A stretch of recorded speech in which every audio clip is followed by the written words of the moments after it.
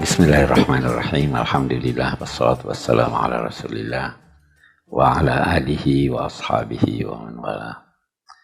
Bapak-bapak, ibu-ibu, saudara-saudara sekalian, Assalamualaikum warahmatullahi wabarakatuh. Kita sudah membahas rukun iman. Yang belum kita bahas itu adalah rukun iman yang keenam. Percaya pada takdir. Oke. Sebenarnya uraian menyangkut takdir ini tidak dikenal pada masa Nabi. Sebagaimana dibahas oleh filsuf-filsuf atau ahli-ahli ilmu kalam. Para sahabat Nabi memahami takdir sebagai penyerahan diri pada Tuhan.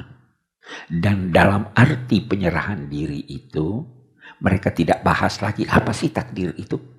Ada satu contoh yang paling bagus, itu antara lain diperagakan oleh Sayyidina Umar. Sayyidina Umar tidak senang orang bicara takdir. Sebenarnya masa Nabi orang tidak bicara, masa Sayyidina Abu Bakar orang tidak bicara, pertengahan masa Sayyidina Umar sudah ada yang bicara takdir.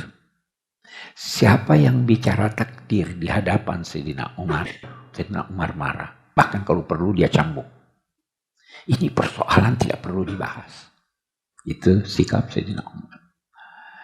Beliau memahami bahwa yang penting kita berusaha. Yang penting kita berusaha. Tidak usah bahas ini terpaksa atau tidak terpaksa. Yang penting kita berusaha. Karena itu sangat populer. Sewaktu ada wabah, beliau akan ke Syam, ke Damaskus. Beliau batalkan. Tidak jadi. Sahabat Nabi yang lain, Abu Ubaidah Ibnul Jarrah, seorang panglima perang yang pandai mengatur siasat. Waktu itu bertanya, kamu lari dari takdir, wahai Umar. Dia katakan, saya lari dari takdir menuju takdir yang lain.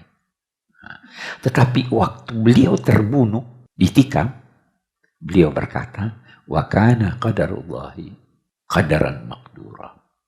Yang ditakdirkan Allah itu tidak bisa kita mengelak darinya. Coba lihat ya, itu yang dinamai oleh ulama-ulama sikap berserah diri pada Allah. Berusaha, dan setelah ada hasil, ya ini sudah takdirnya Tuhan. Jadi, saya ingin beri gambaran, Nabi dan sahabat-sahabat beliau itu tidak berbicara tentang takdir dalam arti tidak menjelaskannya, tidak mendiskusikannya dengan cara pendiskusian ulama-ulama al-kalam, para teolog. Bahkan pernah suatu ketika dari kubur, ini hadis diriwayatkan oleh Imam Muslim, bersumber dari Sayyidina Ali. Nabi bersabda, tidak ada seorang pun di antara kamu kecuali telah diketahui oleh Allah di mana tempatnya, di sorga atau di neraka. Semua Allah sudah tahu di mana tempatnya, di sorga atau di neraka. Nah, waktu Nabi menyampaikan itu, sahabat-sahabat bertanya, kalau begitu kita andalkan saja ini apa keputusan Tuhan. Semua kan sudah ditentukan. Nabi berkata, bisa jadi ada di antara kamu yang melakukan amal-amal yang dilakukan oleh orang-orang yang baik, tetapi pada akhir hidupnya dia melakukan amal buruk sehingga dia masuk neraka. Bisa juga sebaliknya. Sahabat berkata, kalau begitu kita tidak usah berusaha. Nabi bersabda lagi, i'malu, kamu harus berusaha. Fakullum muyassarun lima khuliqalah. Semua akan dipermudah untuk melakukan apa yang sesuai dengan pengetahuan Allah itu. Baru Nabi baca, fa amma man a'ta wattaqa wa saddaqa bil husna fasanuyassiruhu lil yusra. Siapa yang mau memberi dan dia percaya pada kalimat tauhid al-husna, di situ artinya al-kalimat al-husna, kalimat tauhid, maka Allah akan mempermudah jalannya. Kita garis bawahi, kalau dia percaya ini. Tuhan mempermudah jalannya. Wa amma man bakhila wastaghna, adapun yang kikir, tidak mau percaya, dia juga dipermudah jalannya menuju ini. Waktu saya kuliah, ini yang kita pelajari. Syekh Abdul Halim Mahmud berkata, kalau kita baca hadis ini, awalnya seakan-akan faham fatalisme. Udah deh, serahkan aja sama Tuhan. Tetapi akhirnya kita disuruh kerja. Kalau begitu, pasti pekerjaan ini punya pengaruh terhadap sorga atau neraka. Betapapun saya ingin berkata bahwa pada masa Nabi dan sahabat-sahabat besar, ini masalah tidak pernah dibahas soal percaya pada takdir. Memang Al-Quran berbicara tentang takdir. Nabi menjelaskan bahwa salah satu dari rukun iman itu antu'mina biqadarihi khairihi wa syarrihi. Kamu harus percaya adanya takdir Allah yang baik dan yang buruk. Harus percaya. Tapi apa takdir?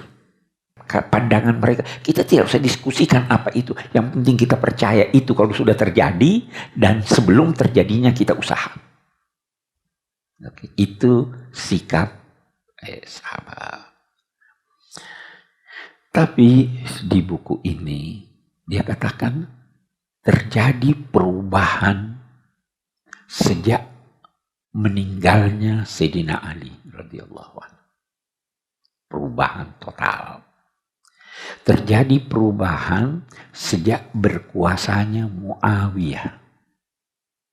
Kita tahu dalam sejarah itu dikatakan bahwa kekhalifaan yang direstui Allah itu adalah 4 khalifah.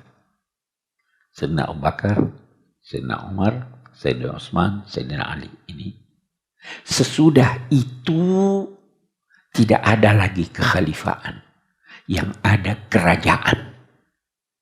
Itu mulai dari Muawiyah, itu sudah kerajaan. Oke, baik. Memang dalam sejarah terjadi konflik antara Sayyidina Ali dengan Muawiyah. Pada akhirnya, saya pernah jelaskan panjang lebar ini, pada akhirnya setelah Sayyidina Ali terbunuh, Sayyidina Al-Hasan tidak ingin terjadi perpecahan dalam masyarakat, tidak ingin terjadi bunuh-membunuh, maka apa katanya? Saya tidak menuntut lagi. Saya ingin mengakui Muawiyah sebagai khalifah dengan syarat-syarat ini. Cara lain, jangan jadikan anakmu sebagai penerus, karena itu kerajaan namanya. Ada orang-orang tentu yang tidak senang dengan itu, karena sistemnya sistem kerajaan, maka terjadi kezaliman-kezaliman dalam masyarakat. Nah, ketika itu penguasa Umayyah ingin menggambarkan pada masyarakat bahwa apa yang terjadi ini diizinkan dan direstui Allah, karena itulah takdirnya. Itu Sayyidina Ali terbunuh, takdir Allah. Muawiyah jadi khalifah itu takdir Allah. Tetapi dia artikan takdir Allah itu bukan sebagai izin Allah, tetapi restu Allah. Beda kan? Restunya ini. Jadi jangan marah sama saya. Ini Allah mau begitu. Bagaimana nanti ketetapan hukumnya? Bagaimana nanti sikap Allah? Lahir apa yang dinamakan irja, murji'ah. Orang-orang udah deh dibahas nanti di hari kemudian, tidak usah dulu salahkan ini, tidak usah salahkan itu. Nah, untuk menyebarluaskan ide ini, agama dalam 2 tanda petik diperalat. Ini politik sudah memperalat agama. Bagaimana caranya? Muawiyah yang ada di Damaskus mengirim surat kepada sahabat-sahabat Nabi yang ada di Medina bertanya, apa doa Nabi habis sholat? Diduga keras Muawiyah tahu, tetapi dia mau informasi yang jangan dianggap datang darinya. Maka dari sana, dari Medina, datang surat menyatakan begini. Doa Nabi setiap habis sholat itu adalah Allahumma la mani'a lima a'tait, wa la mu'tiyah lima mana', wa la radda lima qadait, wa la yanfa'u dzal jaddi minkal jadd. Ini dibaca sampai sekarang. Nah, artinya, ya Allah, tidak ada yang dapat menghalangi apa yang kamu beri. Dan tidak ada yang dapat memberi apa yang kamu halangi. Tidak berguna upaya orang-orang yang bersungguh-sungguh kalau kamu tidak restui. Oke. Ini disebarkan tujuannya, itu kehendak Allah memberi saya kekuasaan. Jangan salahkan saya. Ini disebarluaskan di masyarakat. Tentu saja ada orang yang tidak senang melihat penyelewengan, penganiayaan yang terjadi dalam masyarakat oleh penguasa ketika itu, berkata tidak ada takdir. Ini semua tanggung jawab manusia. Ya kan? Jadi ini sikap ekstrim juga. Tidak ada takdir. Itu orang yang pertama berkata begitu, Ma'badil Juhani. Orang tabi'in yang sangat-sangat terpercaya. Hati nuraninya tidak mengizinkan dia untuk menyatakan bahwa kezaliman yang dilakukan oleh siapapun itu restu Allah. Tetapi karena pandangan ini tadi berkata itu semua takdir Allah, tidak bisa dia katakan tidak ada takdir. Manusia bebas. Orang ini Ma'bad dibunuh. Tapi kelihatannya dia terbunuh bukan karena pandangan tentang takdir, bahwa tidak ada takdir, tetapi karena itu berbau menentang politik pemerintah. Ya, dari dulu itu ada. Tersebar ini tidak ada takdir, tidak ada takdir. Ini bilang takdir, ini bilang takdir. Dalam perjalanannya lahir lagi satu orang. Dia berkata begini, masa tidak ada takdir? Masa manusia bebas melakukan apa saja yang dia kehendaki? Maka dia berkata, takdir ada. Bertolak belakang dengan ini tadi. Inilah faham, inilah nanti yang berkembang lebih jauh dalam masyarakat, sehingga ada faham fatalisme, semua ditentukan oleh Allah. Ada faham qadariyah, yang menyatakan manusia bebas menentukan segala sesuatu. Yang berkata manusia bebas melakukan segala sesuatu terasa oleh satu pihak bahwa ini menyita sebagian kuasa Tuhan. Ya kan? Oh, bebas. Mana Tuhan? Yang berkata bahwa manusia ini ditentukan oleh Tuhan segalanya, itu berkata, kalau begitu kenapa kita disiksa? Ya kan? Nah, dalam perkembangannya lebih jauh dalam masyarakat, dalam perkembangannya dalam masyarakat, masing-masing mencari pembenaran dari ayat Quran dan hadis. Yang berkata bebas, manusia bebas, itu misalnya berpegang man syaa falyu'min wa man syaa falyakfur. Siapa mau beriman silahkan beriman, siapa yang mau kafir silahkan kafir. Ini Anda bebas. Yang berkata manusia tidak bebas, dia baca ayat wa ma tasyauna illa ayyasha Allah. Kamu tidak bisa berkehendak kecuali dikehendaki oleh Allah. Oh, ini kita tidak bisa apa-apa nih. Yang berkata bahwa manusia tidak punya kemampuan, dia baca ayat wallahu khalaqakum wa ma ta'malun. Allah menciptakan kamu dan diartikan dan apa yang kamu kerjakan itu Allah ciptakan. Jadi masing-masing cari ayat. Lahir satu tokoh namanya Abul Hasan Al-Asy'ari. Ini nanti menjadi akidah Asy'ariyah. Akidah Asy'ariyah ini jalan tengah. Tapi walaupun demikian, ada ulama-ulama yang tidak setuju. Itu Ibnu Taimiyah itu mengkafirkan, ini sampai sekarang. Dalam sisi keagamaan semua punya pandangan yang berbeda-beda. Abul Hasan Al-Asy'ari berupaya mencari jalan tengah. Jalan tengahnya itu dinamai kasb. Kasb, usaha. Baik, mari kita lihat. Memang ada hal-hal yang dilakukan oleh manusia di mana hal itu tidak dalam kontrolnya. Ada orang gemetar. Ya kan? Gemetar. Itu dia kuasai dirinya untuk gemetar.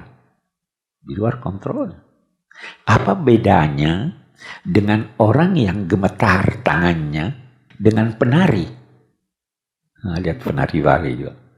Sama atau beda itu? Sama-sama gemetar. Tetapi yang ini di luar kemampuan dia untuk mengontrolnya, yang itu jadi ada dua. Bersin. Anda kuasa menahan bersin? Tidak. Anda kuasa mau bersin? Tidak bisa. Pernah alami itu? Hal-hal yang di luar kontrol kita. Itu di bawah kuasa Allah. Tetapi saya bisa ambil gelas ini. Ini di bawah kontrol saya. Nah, yang di bawah kontrol saya, yang saya lakukan atas dasar kesadaran saya dan keinginan saya, itu yang dinamai kasb. La yu'akhidukumullahu billagwi fi aimanikum walaki yu'akhidukum bima kasabat qulubukum. Kamu sumpah, bukan tujuan kamu bersumpah, tidak apa-apa. Yang Allah minta pertanggungan jawab kamu adalah amalan yang kamu lakukan dalam bentuk kasab, yakni yang kamu inginkan dan kamu maksudkan untuk melakukannya. Nah, jadi berarti kata Imam Abul Hasan Al-Asy'ari ini yang berkata bahwa Tuhan menciptakan amal dan itu datangnya dari Tuhan benar pada sebahagian. Denyut jantung Anda kuasai? Tidak. Itu Tuhan punya. Tetapi yang berkata juga bahwa manusia bebas melakukan segala sesuatu yang dikehendakinya, benar juga, tapi tidak semua juga. Nah, yang dituntut tanggung jawabnya itu adalah yang Anda lakukan dengan sengaja, yang Anda lakukan dengan maksud-maksud yang disadari oleh keinginan Anda. Ini kira-kira gambaran. Itu jalan tengah. Jadi kita tidak berkata manusia bebas sebebas-bebasnya, tapi tidak juga berkata bahwa manusia segala kegiatannya ditentukan 100% oleh Allah Subhanahu wa Ta'ala.